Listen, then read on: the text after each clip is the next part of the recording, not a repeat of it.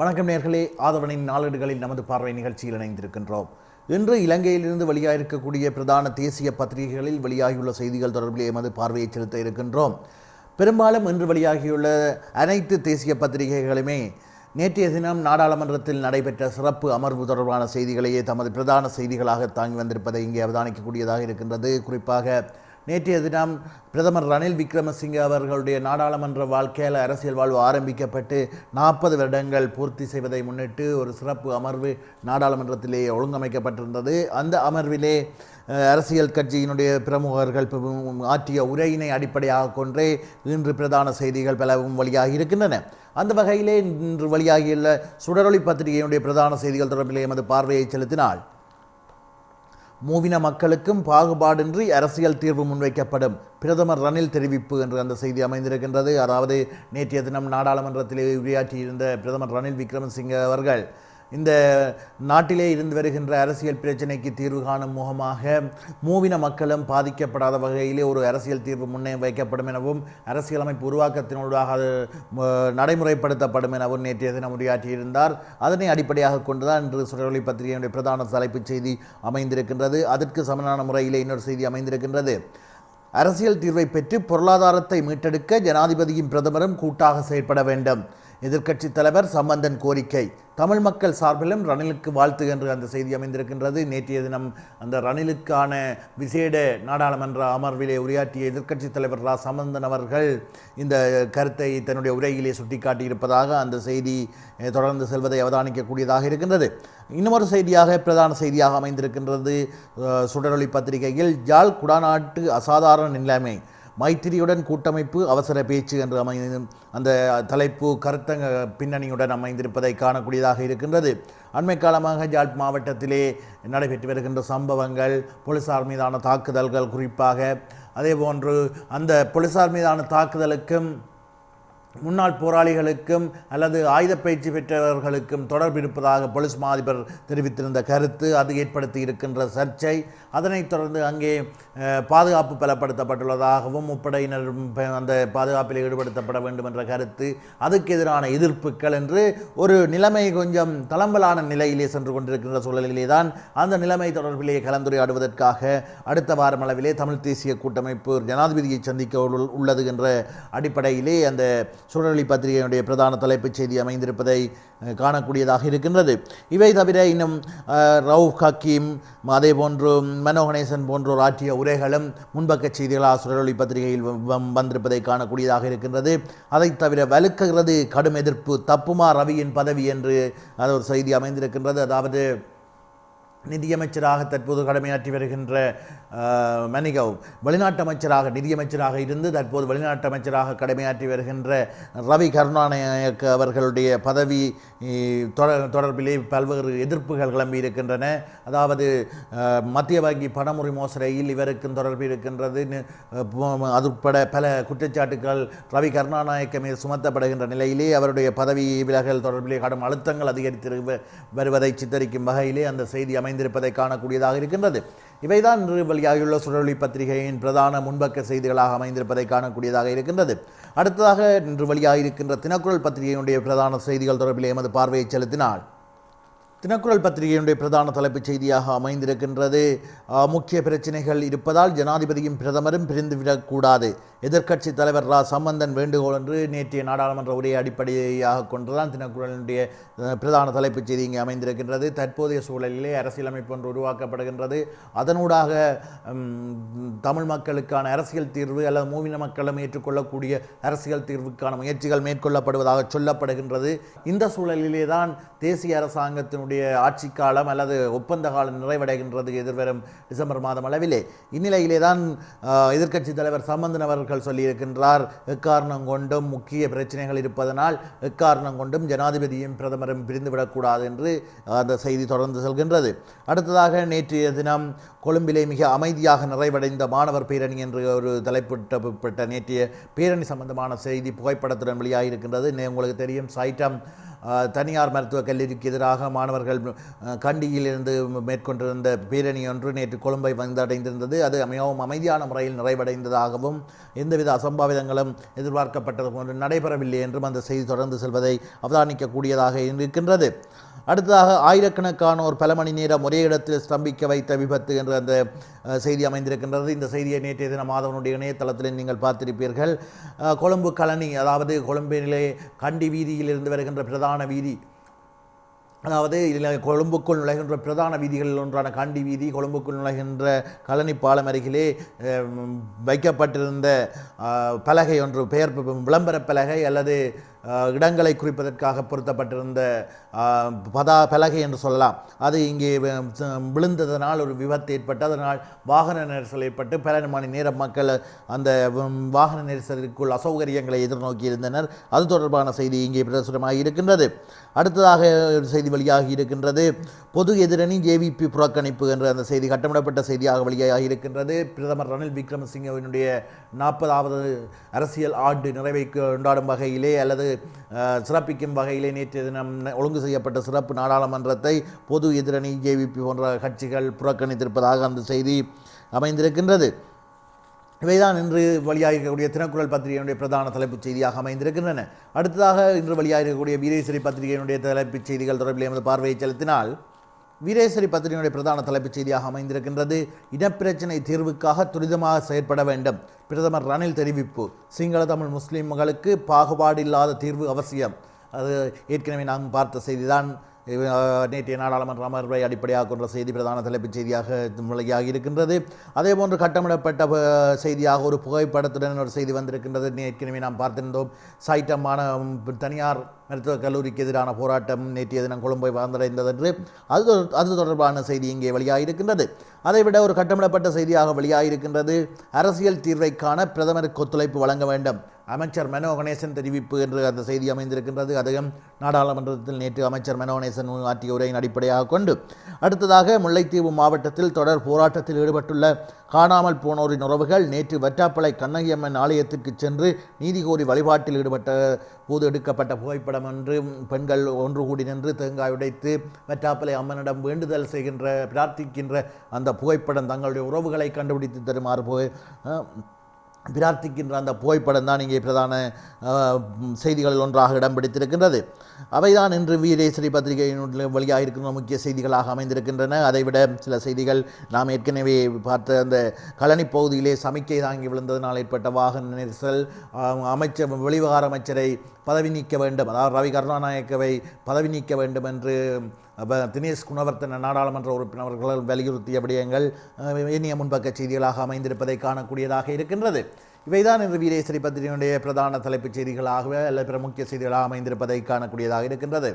அடுத்ததாக இன்று வெளியாக இருக்கின்ற தேசிய பத்திரிகைகள் ஒன்றான லங்காதீப பத்திரிகை தொடர்பில் எமது பார்வையை செலுத்தினால், லங்காதீப பத்திரிகையினுடைய பிரதான தலைப்புச் செய்தியாக அமைந்திருக்கின்றது.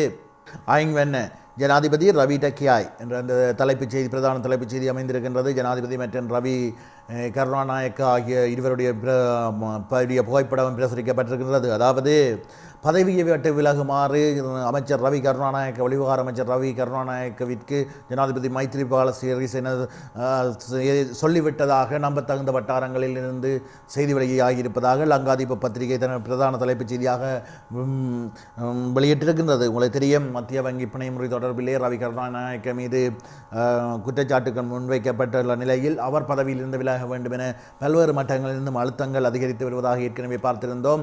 அதன் தொடர்ச்சியாகத்தான் ஜனாதிபதி அமைச்சரை பதவி விலகுமாறு சொல்லிவிட்டதாக நம்பத்தகுந்த வட்டாரங்களில் தெரிவிப்பதாக லங்காதீப பத்திரிகையுடைய செய்தி அமைந்திருக்கின்றது. அடுத்ததாக இன்று வெளியாகியிருக்கக்கூடியது ஆங்கில தேசிய நாளிதழ்கள் ஒன்றான டெய்லி நியூஸ் பத்திரிகையினுடைய பிரதான தலைப்புச் செய்தி தொடர்பில் எமது பார்வையை செலுத்தினால், அதனுடைய பிரதான தலைப்புச் செய்தியின் நேற்றைய நாடாளுமன்ற அமர்வு தொடர்பான செய்தியாகவே அமைந்திருக்கின்றது. அந்த நாடாளுமன்ற அமர்விலே பிரதமர் ரணில் விக்ரமசிங்கே அவர்கள் ஆற்றிய உரையை அடிப்படையாக கொண்டு PM assures equal rights for all, அதாவது சகல இன மக்களுக்கும் சம உரிமை கிடைக்கும் வகையிலே புதிய அரசியல் தீர்வு அமையும் என்று பிரதமர் உறுதியளித்திருப்பதாகவும், அந்த அமர்விலே கலந்து கொள்வதற்கு முன்னர் ஜனாதிபதி அவர்கள் பௌத்த விகாரைக்கு சென்று சமய வழிபாடுகளில் ஈடுபட்ட போது அவருடைய பாரியாருடன் சென்று சமய வழிபாடுகளில் ஈடுபட்ட போது எடுக்கப்பட்ட புகைப்படம் இங்கே பிரதான தலைப்புச் செய்தியாக வெளியாகி இருக்கின்றது. இவைதான் இன்று இலங்கையிலிருந்து வெளியாக இருக்கக்கூடிய பிரதான தேசிய பத்திரிகைகளில் வெளியாகியுள்ள முன்பக்க முக்கிய செய்திகளாக அமைந்திருக்கின்றன. அடுத்ததாக இலங்கையிலிருந்து வெளியாக இருக்கக்கூடிய தமிழ் தேசிய நாளிதழ்களின் ஆசிரியர்களுடைய பார்வை எவ்வாறு இருக்கின்றது என்று பார்த்தால், வீரேசரி பத்திரிகையினுடைய ஆசிரியரினுடைய பார்வை இன்று வறட்சியினால் வாடும் மக்களின் பிரச்சினைக்கு தீர்வு வேண்டும் என்ற தலைப்பிலே அமைந்திருக்கின்றது. அண்மை காலமாக வறட்சி மிகவும் தீவிரமாக பரவி வருகின்ற, குறிப்பாக வடக்கு கிழக்கு பகுதியிலே மழை வீழ்ச்சி குறைவடைந்ததனால் வறட்சியான நிலை வருகின்றது. குறிப்பாக கிளிநொச்சி உட்பட வன்னி பிரதேசங்களிலே குளங்களினுடைய நீர்மட்டம் கூட குறைந்து நீரை நம்பி மழை நீரை நம்பி நெல் விவசாயம் செய்த விவசாயிகள் மழை நீரும் இல்லாமல் குளத்து நீரும் இல்லாமல் அவஸ்தைப்படுவதை இது அண்மைய செய்திகளிலே நாம் அவதானித்து வருகின்றோம். அதன் தொடர்ச்சியாக அதன் அடிப்படையிலே தான் இன்று வீரேசரி பத்திரிகையினுடைய ஆசிரியர் தலையங்கம் அமைந்திருப்பதை காணக்கூடியதாக இருக்கின்றது.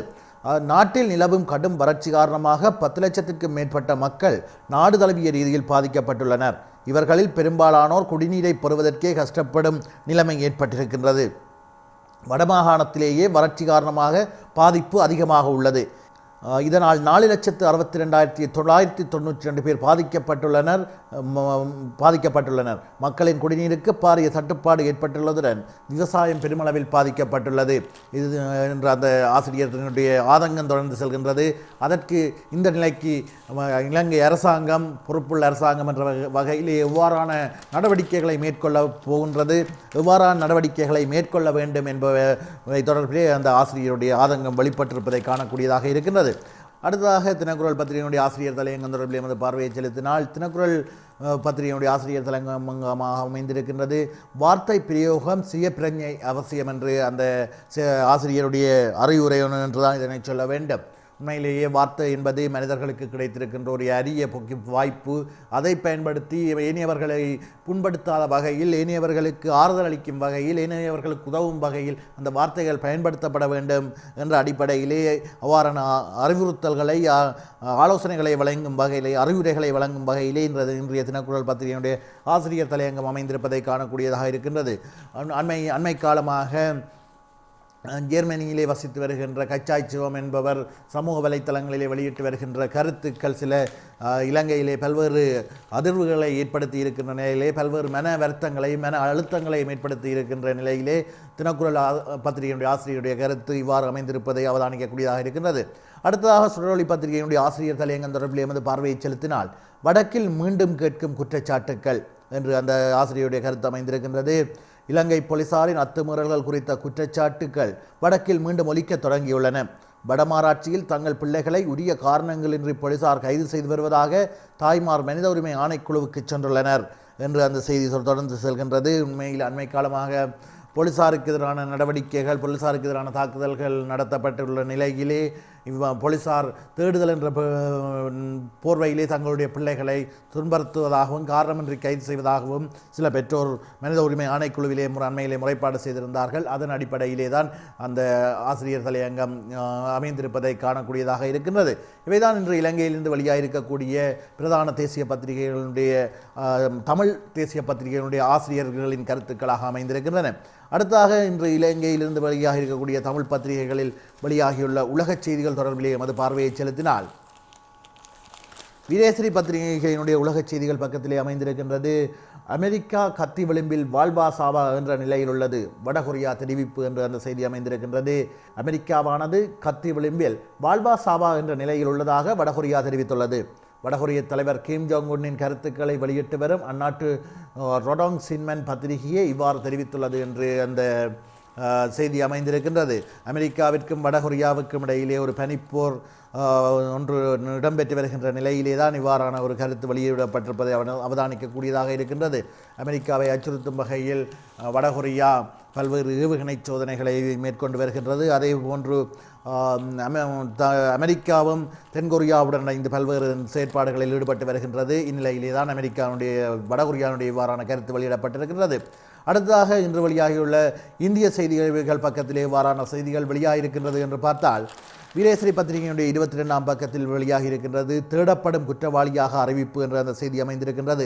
அதாவது முன்னாள் மத்திய அமைச்சர் ப சிதம்பரத்தின் மகனும் காங்கிரஸ் கட்சியைச் சேர்ந்தவருமான கார்த்தி சிதம்பரத்தை மத்திய அரசு தேடப்படும் நபராக அறிவித்துள்ளது என்று அந்த செய்தி தொடர்ந்து செல்வதாக அமைந்திருக்கின்றது. அதிலே எமது பார்வையை செலுத்தினால் கார்த்தி சிதம்பரம் மீது அந்நிய செலாவணி மோசடி குற்றச்சாட்டுள்ளது. இது குறித்த வழக்கை சிபிஐ மற்றும் அமலாக்கத்துறை விசாரித்து வந்த நிலையில் இந்திய மத்திய உள்துறை அமைச்சகத்திலிருந்து அனுப்பப்பட்டுள்ள கவனச் சுற்றறிக்கையில் தேடப்படும் நபராக கார்த்தி சிதம்பரத்தின் பெயர் உள்ளடக்கப்பட்டுள்ளதாக அந்த செய்தி அமைந்திருப்பதை காணக்கூடியதாக இருக்கின்றது. அதேபோன்று இன்று வெளியாக இருக்கின்ற மலையகம் தொடர்பான செய்திகளை பார்த்தால் வீரேசரி பத்திரிகையினுடைய மலையகம் தொடர்பான பக்கத்திலே வெளியாகி இருக்கின்றது. சமுர்த்தி பெறுவோர் கிணிகத்தனையில் ஆர்ப்பாட்டம், போக்குவரத்து ஸ்தம்பிதம் என்று அந்த செய்தி அமைந்திருக்கின்றது. சமுர்த்தி கிணிகத்தனையிலே சமுர்த்தி உதவி பெறுகின்ற மலையக தோட்ட தொழிலாளர் மக்கள் உட்பட அனைவருமே அந்த பிரதேசத்தில் வாழ்கின்ற மக்கள் தமக்கு இழைக்கப்படுகின்ற அநீதி மற்றும் அது தொடர்பான சமுர்த்தி தொடர்பான விடயங்கள் தமக்கு சரியான முறையிலே ஒழுங்கான வகையிலே கிடைப்பதில்லை என்ற குற்றச்சாட்டுக்களை முன்வைத்து நேற்று ஒரு போராட்டத்தை நடத்தியிருந்தார்கள். அது தொடர்பான செய்தி ஆதவனுடைய இணையதளத்திலும் வெளியாகி இருந்தது. அது அடிப்படையாக கொண்டுதான் இன்று மலையகம் தொடர்பான பக்கத்திலே வீரேசரி முக்கிய செய்தியாக அதனை வெளியிட்டிருப்பதை காணக்கூடியதாக இருக்கின்றது. இவைதான் இன்று இலங்கையிலிருந்து வெளியாக இருக்கின்ற தமிழ் பத்திரிகைகள் வெளியாக இருந்த மலையக செய்திகளில் முக்கியமானதாக அமைந்திருப்பதை காணக்கூடியதாக இருந்தது. அடுத்ததாக இன்று வெளியாக இருக்கின்ற கேலி சித்திரங்கள் எவ்வாறான கருத்துக்களை மக்களுக்கு கொண்டு செல்ல முயற்சிக்கின்றன என்று பார்த்தால் தினக்குரல் பத்திரிகையுடைய கேலி சித்திரமாக அமைந்திருக்கின்றது. கூட்டாட்சி என்ற ஒரு கட்டிடத்தின் மேலே ரணில் மைத்திரி ஆகிய இருவரும் ஏறி நின்று கொண்டிருக்கின்றார்கள். அவர்களுடைய அந்த கூட்டாட்சி என்ற கட்டிடத்தை அடித்து தகர்க்கும் நோக்கிலே மாகாண சபை தேர்தல் என்ற அஸ்திரத்தை கையிலே இந்தியவாறு அல்லது அந்த விமானத்திலே மாகாண சபை தேர்தல் என்ற விமானத்திலே மஹிந்த ராஜபக்ச தயாராகி வருவதையும் அதை ரணில் மைத்திரி அணியினர் எச்சரிக்கையுடன் அவதானித்து வருவதை போன்றும் இந்த கேலி சித்திரம் சித்தரிக்கப்பட்டுள்ளது. இது இரட்டை கோபுர தாக்குதல் ஒப்பிடப்பட்டிருப்பதாக இந்த கேலி சித்திரம் அமைந்திருக்கின்றதை அவதானிக்கக்கூடியதாக இருக்கின்றது. இதான் தினக்குரல் பத்திரிகையில் இன்று வெளியாக இருக்கின்ற கேலி சித்திரமாக அமைந்திருக்கின்றது. அதேபோன்று வீரேசரி பத்திரிகையோட கேலி சித்திரம் தொடர்பில் எமது பார்வையை செலுத்தினால் அது ஏற்கனவே நாம் பார்த்த செய்திதான். நம்பிக்கையில்லா பிரேரணை, அதாவது நேற்று முன்தினம் நினைக்கின்றேன் ரவி கருணாநாயகவுக்கு எதிரான நம்பிக்கையில்லா பிரேரணை பொது எதிரணியைச் சேர்ந்த 32 பேர் கையொப்பமிட்டு நாடாளுமன்றத்திலே சபாநாயகரிடம் ஒப்படைத்திருந்தனர். அதனை சித்தரிக்கும் வகையிலே நம்பிக்கையில்லா பிரேரணை என்பது ரவி கருணாநாயகனுடைய தலையை இலக்கு வைப்பது போன்று இந்த கேலி சித்திரம் அமைந்திருப்பதை காணக்கூடியதாக இருக்கின்றது. இவைதான் இன்று இலங்கையிலிருந்து வெளியாக இருக்கக்கூடிய தேசிய பத்திரிகைகளில் வெளியாகியுள்ள கருத்து ஓவியங்களாக காணப்படுகின்றன. அடுத்ததாக இலங்கையின் குடாநாட்டிலிருந்து வெளியாகின்ற பிரதான பத்திரிகைகளான பிராந்திய பத்திரிகைகளான உதயன், வலம்புரி, அதே போன்று காலைக்கதிர் ஆகிய பத்திரிகைகளுடைய பிரதான தலைப்புச் செய்திகள் தொடர்பில் எமது பார்வையை செலுத்தினால் வலம்புரி பத்திரிகையினுடைய பிரதான தலைப்புச் செய்தியாக அமைந்திருக்கின்றது. ஜனாதிபதியும் பிரதமரும் இணைந்து செயற்பட வேண்டும், சம்பந்தன் வலியுறுத்தல் என்று ஏற்கனவே நாங்கள் தேசிய பத்திரிகைகளை பார்த்த செய்திதான். நேற்றைய நாடாளுமன்ற அமர்வை அடிப்படையாக கொண்டு இந்த செய்திகள் வரையப்பட்டிருக்கின்றன. அதேபோன்று காலைக்கதிர் பத்திரிகையினுடைய பிரதான தலைப்புச் செய்தியாக அமைந்திருக்கின்றது. விக்னேஸ்வரனின் கடிதத்தை அடுத்து கூட்டமைப்பு தலைவர்கள் கூட்டத்தை இன்று யாழில் கூட்ட சம்பந்தன் முயற்சி, முதல்வர் இல்லத்தில் மாலையில் என்று அந்த செய்தி அமைந்திருக்கின்றது. கூட்டமைப்பு தலைவர்களுடைய கூட்டம் இன்று ஜாலில் நடக்க வாய்ப்பிருப்பதாக சொல்லப்பட்டிருக்கின்றது. அதை அடிப்படையாக கொண்டு காலைக்கதிர் பத்திரிகையினுடைய பிரதான தலைப்புச் செய்தி அமைந்திருக்கின்றது. அடுத்ததாக உதயன் பத்திரிகையினுடைய பிரதான தலைப்புச் செய்தி தொடர்பிலே எமது பார்வையை செலுத்தினால் கூட்டாட்சி கோருவது பிரிவினை அல்ல, தமிழரசு கட்சிக்கு எதிரான வழக்கு தலைமை நீதியரசர் நேற்று தீர்ப்பு என்ற அந்த செய்தி அமைந்திருப்பதை இங்கே அவதானிக்கக்கூடியதாக இருக்கின்றது. இவைதான் இன்றைய பிராந்திய பத்திரிகைகளான வலம்புரி, உதயன் மற்றும் காலைக்கதிர் ஆகிய பத்திரிகைகளுடைய பிரதான தலைப்புச் செய்தியாக அமைந்திருக்கின்றன. இத்துடன் ஆதவனினுடைய நாளேடுகளில் நமது பார்வை நிகழ்ச்சியை நிறைவு செய்து கொள்கின்றோம். தொடர்ந்தும் ஆதவனின் நிகழ்ச்சிகளோடு இணைந்திருங்கள். நன்றி, வணக்கம்.